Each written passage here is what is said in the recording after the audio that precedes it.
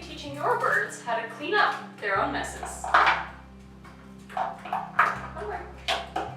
Good boy! This trick is slightly more advanced, so I would not recommend it for those of you who have not taught your birds tricks so far. If you have a small basic repertoire of tricks and you're just looking for kind of that next step up, this would be a good trick for you. Not only does this trick require you to need to teach one basic behavior that involves different objects and different movements and different positions, but it also needs you to have a really good understanding of your reinforcement, your precision with your clicker, and your treats, and your knowledge of jackpots and rewards. But it also requires you to understand how to reinforce a bird to have better duration and participate in multiple behaviors to earn one reinforcer.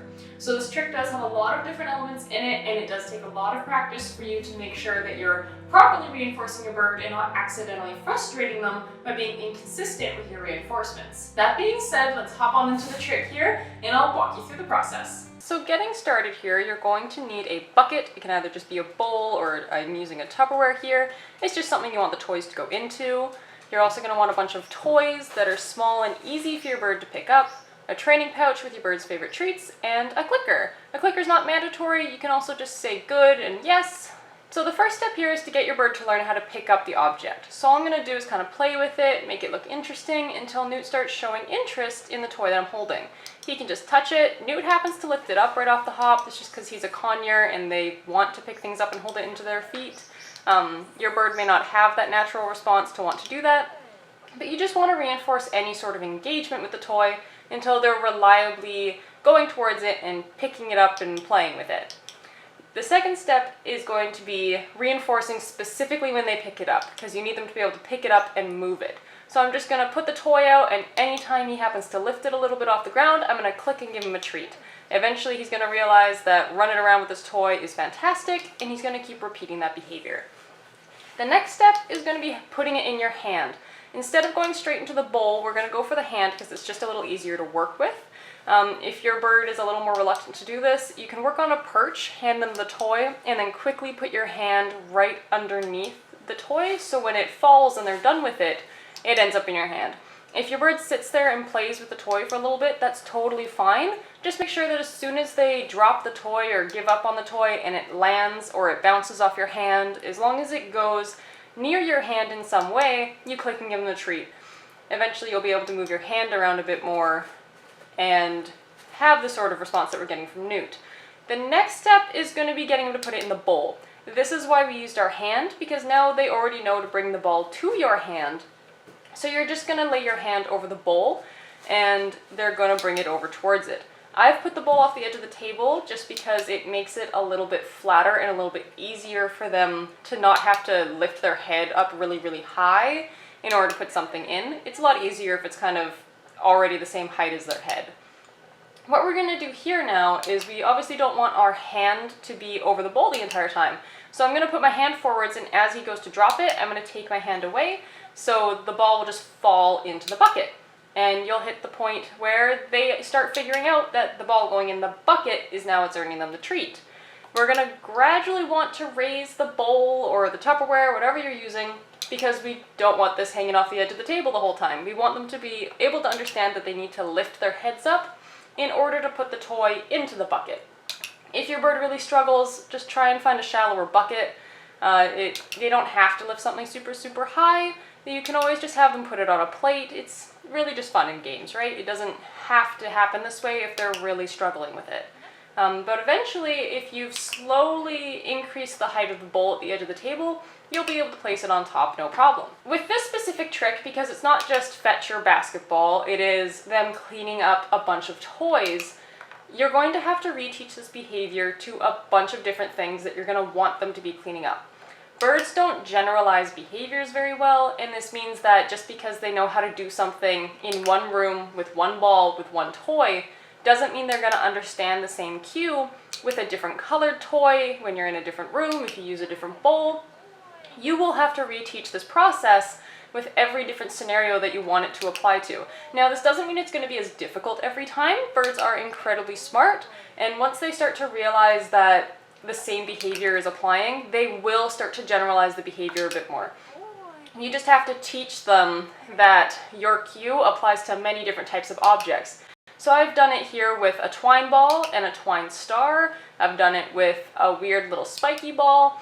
I've used a finger trap. So I've got a bunch of different textures, and I'm just slowly going through each of the steps that we already did to gradually teach Newt that my hand signals and my cues are all meaning the same thing with all these different objects. And as you can see, the process moved really quickly. With each object that you do, it's gonna take a lot less time for your bird to reach the end goal of actually reaching up and putting it in the bucket.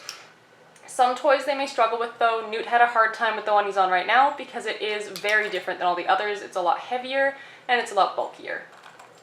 So the last step here is to get the bird to put multiple things in the dish at a time.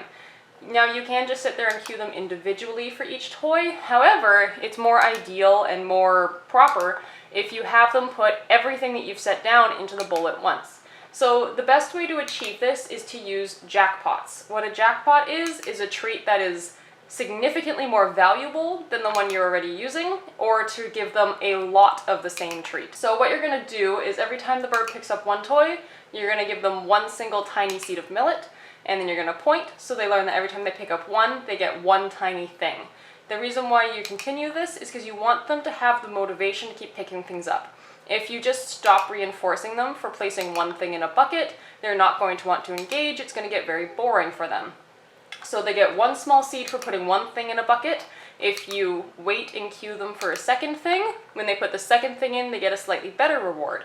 And gradually they're going to start learning that the more items they put in, the higher the value of the reward is going to be. And you can set this up where you only put 2 things down on the table, so that way if everything, the 2 items, get lifted off the table, they get a huge jackpot. They get a giant sunflower seed or something really fantastic. Then you would increase it to 3 things. When all 3 things vanish from the table into the bucket, that's when they get the huge jackpot reward. The bird will start connecting that when all of the loose items on the table are in the bucket, that's when they get the more valuable item.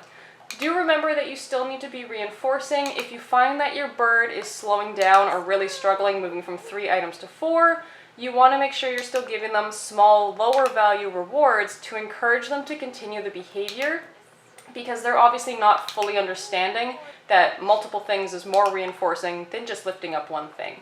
It is a bit of a slow going process, and it's a lot of back and forth. If you are inconsistent with your reinforcing, your birds will back off because lifting 3 things is no longer as valuable to them because they haven't figured out how to quite make it to the 4th, and they stop before they reach the jackpot. So if your bird is never reaching your jackpot reward, you need to lower your requirements so they can earn it more reliably. You want to set your bird up for success in order for them to know to lift every single thing off the table quickly and efficiently. So that is going to do it for today's training tutorial. This trick is slightly more advanced because you do have to teach the duration of doing multiple behaviors to earn one reinforcer. If you are just starting out with training, I would recommend starting out with a different training tutorial.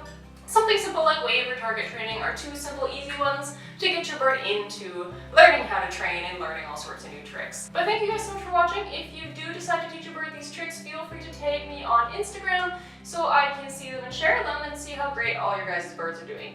Thank you guys so much for watching, and I will see you all next time. Bye!